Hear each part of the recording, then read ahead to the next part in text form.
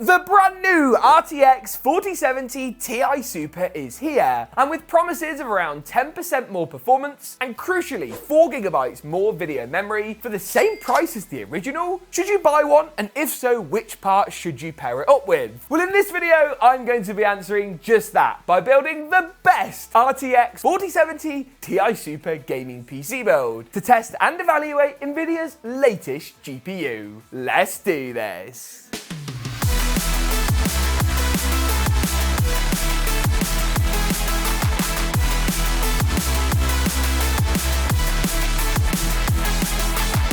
The ASUS ROG Swift PG49 WCD is an insane 49-inch super ultra-wide panel that packs a punch. With a vibrant QD OLED display, 0.03 millisecond response time and 144Hz refresh rate, this thing is crazy. The 1000 nits peak brightness, backed up with a custom heatsink design and improved airflow, keeps the panel bright and prevents burn-in, while a built-in KVM and 90 watts of USB-C power delivery makes this a great monitor for a multitude of applications. Learn more at the first links in the description below. Let's dive straight into it and take a closer look at the 4070 Ti Super first of all. Feel free to use the timestamps below to navigate through different parts of this video, including those all-important benchmarks later on. Now, the 4070 Ti Super looks to right the wrongs of the original 4070 Ti, a card that admittedly at times was a bit of a controversial release. Anybody remember the 4080 12GB? That's how this all started, originally about a year ago. The 4070 Ti Super comes in with the same $799 MSRP, but gives you an uplift in RT cores, Tensor cores, and CUDA cores, all of which should deliver us a bit more performance. We're not seeing uplifts quite as big as what we saw on the 4070 Super by comparison to the original 4070, but we're still seeing enough that we should see a modest performance improvement. Perhaps the biggest upgrade though comes in the form of video memory. You get 4GB more VRAM, and crucially, this VRAM is actually quicker than what you'll find on the original RTX 4070 Ti. The fact of the matter is that 12GB of VRAM on the original is not enough, especially on a tier of card that has this much raw power. The landscape around the 4070 Ti has also changed considerably since it first launched. Back when it was released, it had no competition from AMD, and even when their 7900 XT came along, it started at $899, $100 more than the MSRP of the 4070 Ti. Subsequent price drops from AMD and a GPU market where cards are typically getting cheaper, not more expensive, forces Nvidia to be a bit more competitive here. I think the main hope from Nvidia here is to solidify that high-end 1440p segment. Our testing indicates this is obviously a great card at 1440p, but has considerable legs at 4K too, and could potentially make itself a more budget 4K alternative to the higher-end 4080, 4090, and 7900 XTX options. Now, if we're to build a system around the 70 Ti, what part should you pick up? And make no mistake, this is a GPU with a lot of raw gaming horsepower, and that's where this comes in, the AMD Ryzen 7 7800X3D. For $399, though I've seen this chip go as low as $349, which is mad, there is no better CPU you can get for the money, if of course gaming is your main priority. If you want to do a bit of video editing, bit of rendering, some streaming, you may want a couple more cores, and that's where something like the i7 14700K comes into play. For gaming though, this is as good as it gets. AMD's stacked 3D V-cache basically gives you loads more level 3 cache and alleviates one of the biggest bottlenecks you'll find in modern gaming CPUs. It's also a chip that puts out a decent amount of heat, but is hardly silly, and the 8 cores and 16 threads are set to be enough for games now and into the future. People are really concerned at the moment with future-proofing their component choices, hence the push for more VRAM on GPUs, which is where Nvidia are obviously targeting with the 4070 Ti. With a Ryzen CPU though, we of course need a Ryzen-compatible motherboard to install that into and start assembling the build off. That is where this comes in. It's the ASUS Prime X670E Pro. Now, in many respects, this board sits in quite a cool sweet spot when you look at the Ryzen 7000 landscape. And that's because it's one of the cheapest and best value boards on the X670E chipset. That gives you all the extra bandwidth, all the extra connectivity, and of course overclocking support if your CPU has the ability to be overclocked. I/O connectivity is also really strong, with plenty of 10GB USB Type A's and Type C's and a 20GB Type C for good measure too. This is a board that's cheaper than lots of higher end B650 designs and is a far better choice choice, to be totally honest with you. This motherboard is even cheaper than some of the B650 options out there, which have less features, less bandwidth, and less connectivity. It's a bit of a no-brainer, really. Now, to install the Ryzen chip, I'm sure you guys have seen this a million times before. If you haven't, it's simply a case of lining up all the triangles, pulling up the arm on the CPU socket, be really careful of the pins, obviously, and then dropping the CPU in a little something like so. Lovely stuff. Socket cover goes down, arm goes back on. Lovely jubbly. RAM is going to be next up. I've picked up a trusty kit. It's the Team Group T-Force Delta RGB. I've used this RAM a lot recently, just because it makes the most sense, really, for a lot of the builds I've been putting together. You can find it with fairly low cast latencies. That's very important for DDR5. And it's got a nice bit of RGB that looks the part. It's just a really solid kit of memory and isn't going to break the bank, which is important. Today's build comes in around about the $2,000 price point. You can obviously trim some costs and get it a bit cheaper than that, but you don't want to scrimp out too much when it comes to building a 4070 Ti based system. Make sure that RAM is nicely seated. That looks pretty good. I'll be using the grey slots for the dual channel memory advantage. There we go. Looking pretty good. Storage wise, you've also got to go fairly high end when it comes to powerful graphics cards. SSDs can actually become a bottleneck nowadays, whereby the cards are so quick they can't read the game files fast enough. That's where the Samsung 990 Pro comes in, or at least it did until I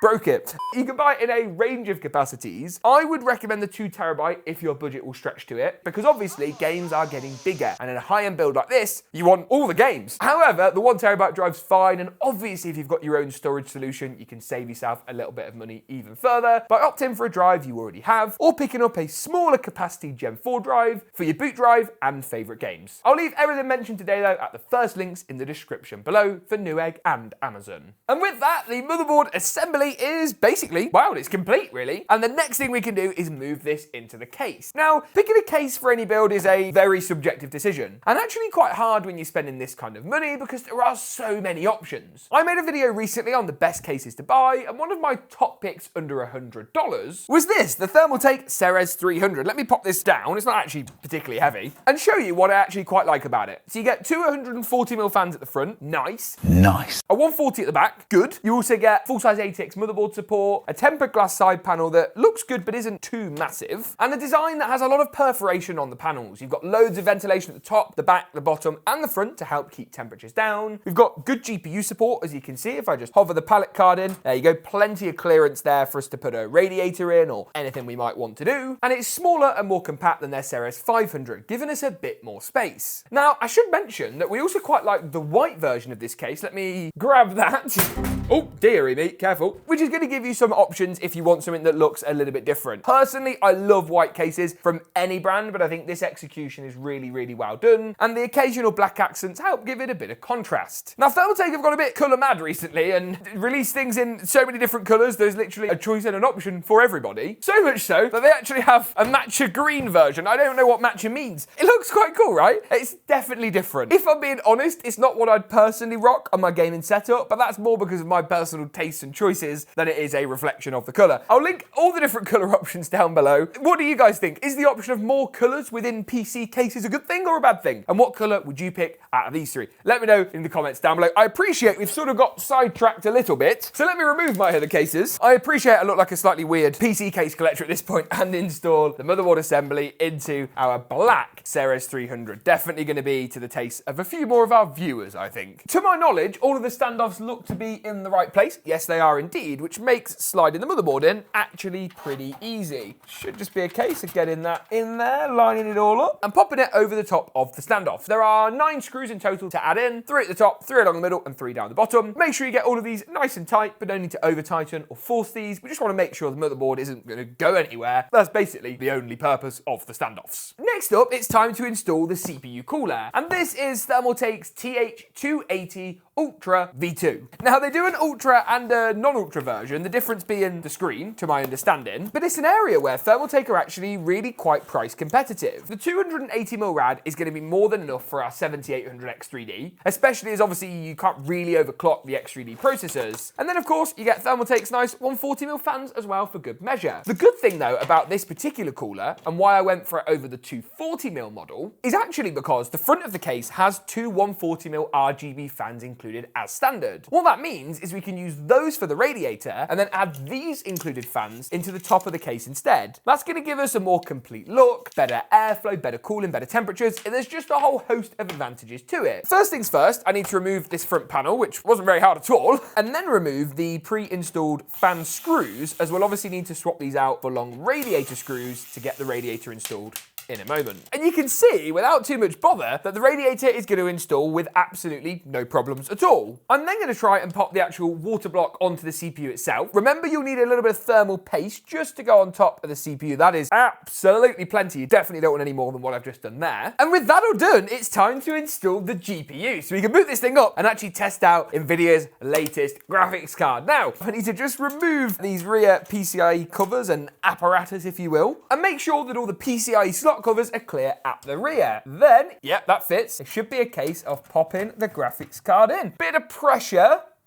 Yeah, just a couple of screws to actually hold that graphics card in place, but that is looking really, really good. All that then remains is the PSU, and this is a power supply I've just used so many times recently. And when people ask me why, there's one very simple reason. It's the cheapest PCI Gen 5 ATX3 power supply that basically I can find on the market. It's semi-modular, meaning you get the motherboard and your CPU cables pre-run, but everything else is totally optional, so you can help keep cable management to a minimum. It's also available in higher wattage flavors, so you can go ahead and pick yourself up the 850 version if you wish. 750 I think is going to be adequate for our 4070 Ti. Previous gen 4070 had a recommended PSU in the region of 700 watts. This being 750 gives us a bit more for the slightly higher power consumption of the 4070 Ti Super. Obviously that Gen 5, there it is, Gen 5 power cable also helps to keep our cable management nice and clean, and of course prevents the use of dongles, which can, as we've seen previously, cause a few problems. Now, moving round to the back of the case, I've obviously got some other cable management still to do,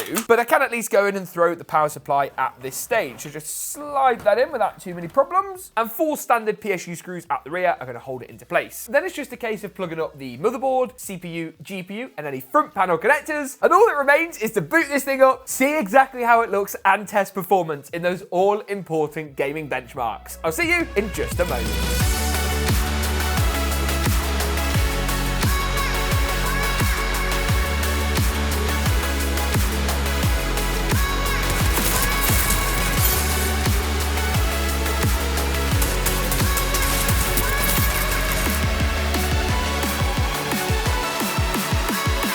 Moving through into performance, and we have of course tested the 4070 Ti Super in a wide range of titles to see exactly how it stacks up. Starfield was the first of those. At 1440p, high settings across the board, we managed to pull 98 FPS on average from the 4070 Ti Super. This showed a pretty decent increase over the original 4070 Ti, and is a game where we'd expect that VRAM increase to be particularly beneficial, especially as you jump through at 1440p and especially 4K. Apex Legends and the 4070 Ti Super also performed well. Here we're seeing 256 FPS on average. That's more than most cards in our testing, bar the 4080 and 7900 XT. It gets close to its slightly cheaper AMD rival, the 7900 XT in this instance, with only a few FPS to separate the two cards. Hogwarts Legacy also performed well, this time beating out the 7900 XT, with an average frame rate at 1440p high settings of 117 FPS on average. This is around 9 FPS lower than the RTX 4080, showing of course there's still value perhaps in considering spending that bit more money, but that you certainly don't need to in order to achieve a great playable frame rate. Cyberpunk 2077 is next on the list at 1440p high here. The 4070 Ti Super achieved 124 FPS on average, again beating out the 7900 XT in this instance, falling only behind the RTX 4080. Enable ray tracing, and the 4070 Ti Super wipes the floor with its AMD competition, an area AMD are still yet to really catch up, to be honest with you, which is certainly something to note if ray tracing is of interest. Move through into Fortnite at 1080p competitive settings, and the RTX 4070 Ti Super again performed well. Here around 315 FPS with everything set to low except the render distance, which was set to far. Pretty level pegging again with the 7900 XT, and holding its own against everything else in the field of games we tested. Move through into Warzone at 1440p high settings with DLSS and FSR enabled and set to quality on the respective NVIDIA and AMD GPUs, and the RTX 4070 Ti Super again performed well. Here it beat out the 7900 XT by a slightly larger margin of 6 FPS, with 173 on average. Great performance once again from the 4070 Ti Super in this instance. Rounding things off, we also tested Modern Warfare 2 at 1440p high settings once again. Why 1440p? Well, this card is clearly at home at this resolution. And here, the RTX 4070 Ti Super and 7900 XT were tied with 195 FPS on average. The extra VRAM and performance bump of the 4070 Ti Super obviously proving itself to be beneficial here, and the RX 7900 XT once again holding its own. This feels like the most competition we've had in this segment of the GPU market in a long time, and I have to say, I'm not mad about it. What do you guys think? Let me know in the comments down below. Read our full reviews of everything mentioned today, linked in the description on GeekaWhat.com. Thanks for watching, and as always, we'll see you in the next one.